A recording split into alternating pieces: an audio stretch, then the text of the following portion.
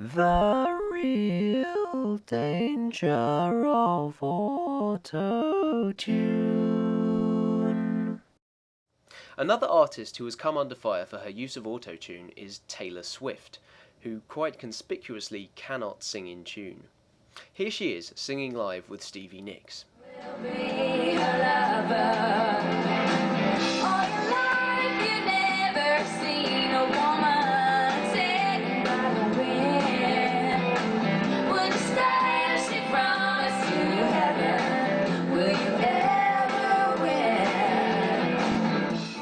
All kinds of excuses for this poor performance were thrown around, most prominently that her earpiece wasn't working so she couldn't hear herself, or some other nonsense. However, considering that the auto-tune is very evident in her recorded songs, it seems more likely she just can't sing. So there is certainly cause for worry that auto-tune might be making trained singers obsolete. Perhaps it's possible that anyone could be a pop star. This is something I don't want to believe, so I'm going to try to disprove it. I'm going to take some spectacularly bad vocals and try my utmost to make them sound good using Melodyne. Here's a particularly bad X Factor audition, which I have chosen to give a sonic makeover. What are you going to sing? Beautiful by Christina Aguilera. Good. Good. It's a very good song. Every day is so wonderful, then suddenly it's hard to breathe. I am beautiful in every single way. Yes, what can bring me down? Oh no, so don't you bring me down today. Thank you very much indeed. It was terrible. No way. I'm afraid so. Okay, let's drop the audio into Melodyne and let it analyse it. Wow, that pitch line doesn't sit still for a moment. This is going to be a challenge. As you can see, the more subtle editing tool isn't going to be any help here. We're going to have to go T-Pain style on this one. I spent a good while smoothing the pitch lines out and forcing the notes to fit with the actual melody. This is what I've managed to come up with. Every day is so wonderful, then suddenly it's hard to breathe. I am beautiful in every single way. Yes, what can bring me down? Oh no, so don't you bring me down today. Thank you very much indeed. It's pretty convincing, considering it started off as this. I'm beautiful in every single way. It certainly sounds processed and auto-tuned, but this I think works in its favour. It actually sounds a bit like the production style of the song she is trying to sing. The final test. I'm going to add a little reverb and put it with a karaoke backing track. Every day is so wonderful, then suddenly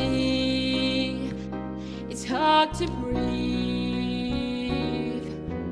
I am beautiful in every single way. Yes, what can bring me down? Oh no, so don't you bring me down today. Thank you very much indeed. If she got up and sang like that at a karaoke bar, would you applaud? Probably. The trouble is that compared to Christina Aguilera's husky, breathy voice, this girl's tone is thin and wavery. Even if she weren't tone deaf and had years of vocal coaching, she would probably still sound bad. Autotune can't totally alter the sound of your voice. It can't convincingly change the voice of a 20-stone baritone in his 50s to sound like a 12-year-old choir boy. It can't make me sound like T-Pain. That software has yet to be invented. Though when it is, we'll really be in trouble. As it stands, I don't think autotune poses a serious threat to musicians and trained singers. They're not obsolete just yet. To prove the point, here's something I recorded recently with a phenomenally talented violinist. This is from a Christmas song I have been working on.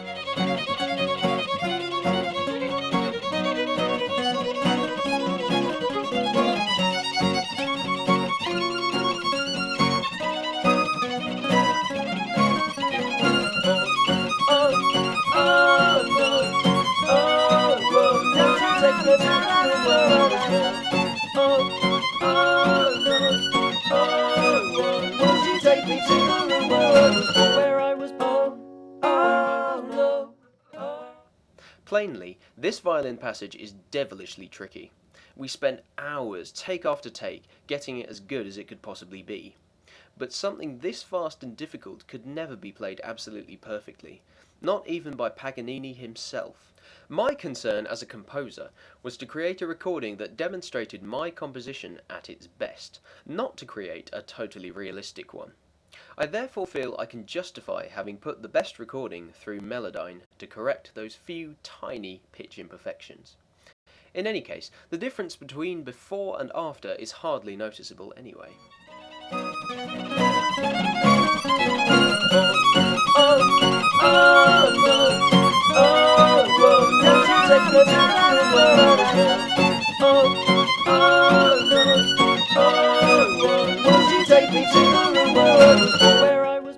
But the important thing I want to point out is that what makes this violin passage work is its tremendous energy and excitement, which comes from the performance of a talented musician. I gave him the performance direction, frantically jubilant, and that's just what he gave me. We considered playing the part at half tempo, then digitally speeding the recording up, but as you can hear, it sounds strange and uncomfortably altered.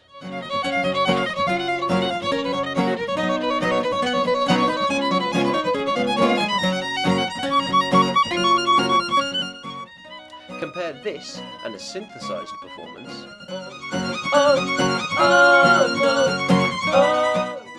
And the real performance blows them both out of the arena.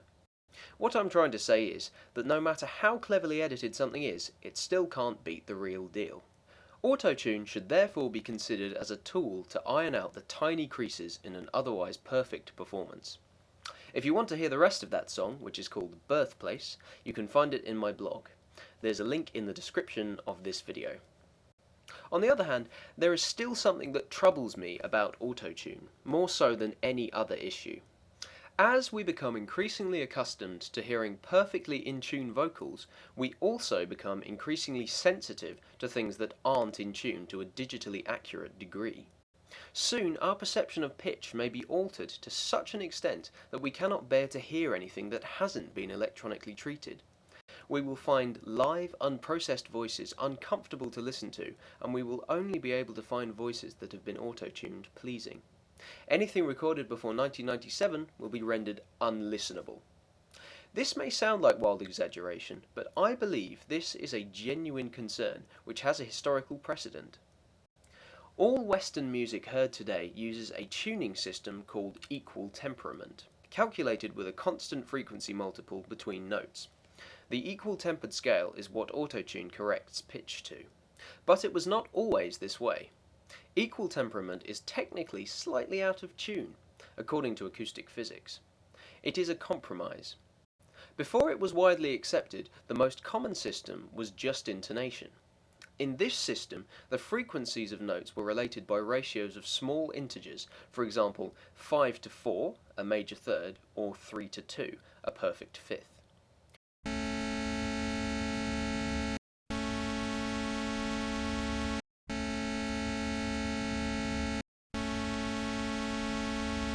The problem with just intonation was that it only worked in certain keys. If you wanted to modulate to a different key during the same piece, you would have to retune your instrument. Thus, the need for equal temperament arose. Our ears are very much attuned to equal temperament from years of hearing it, so that if we hear music played in just intonation now, it sounds slightly wrong and out of tune to us.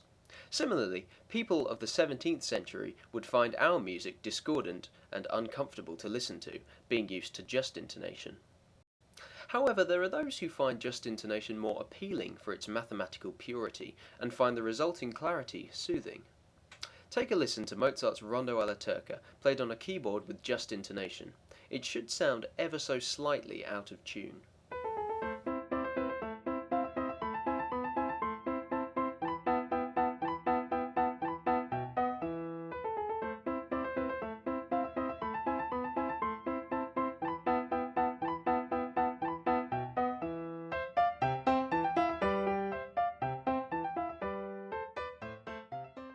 Except to a well-trained musical ear, the difference between this and an equal-tempered rendition would be hard to spot.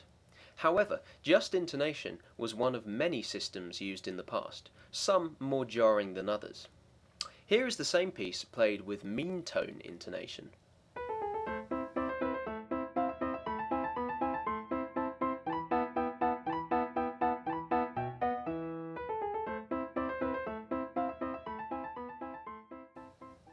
Now the difference is much more noticeable.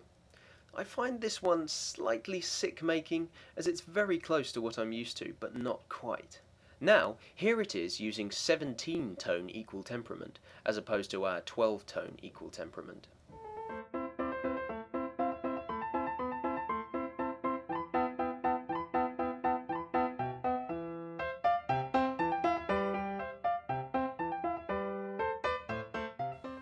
This time it's almost laughable. It's so out of tune sounding that it just sounds like wrong notes, rather than making me feel a little queasy like the last one.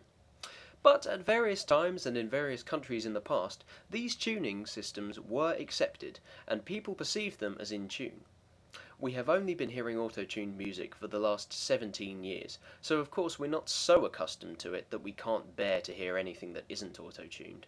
But imagine how our perceptions may have changed in 100 years, as they have done with the difference between just intonation and equal temperament.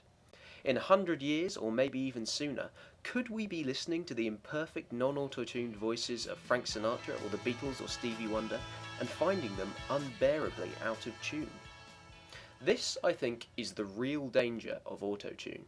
And that's not to mention all the wonderful, diverse music that would be lost because it didn't fit with auto-tune's Western idea of tuning. Although the software can be set up to tune to just intonation, a token gesture I feel, it does not take into account other systems. From the soulful flattened thirds of the blues to the expressive off-key modes of Indian raga, anything that didn't snap onto the auto-tune note grid would be phased out of existence. Take a listen to this raga improvisation by Ravi Shankar. You will hear how he slides freely between notes and plays colourful, dissonant inflections to create music that is compelling and beautiful.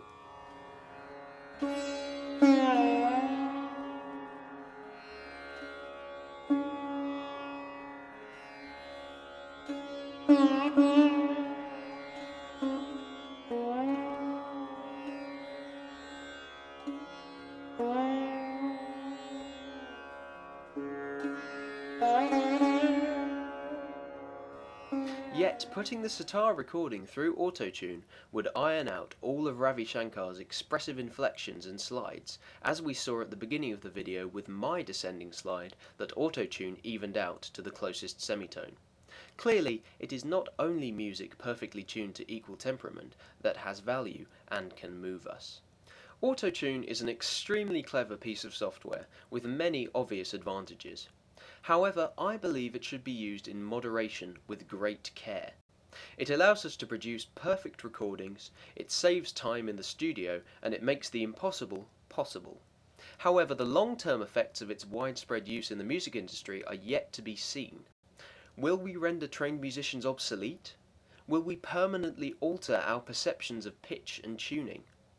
The most important question I think we as music consumers and music makers need to ask ourselves is, do we stand to lose more than we may gain through the use of auto-tune?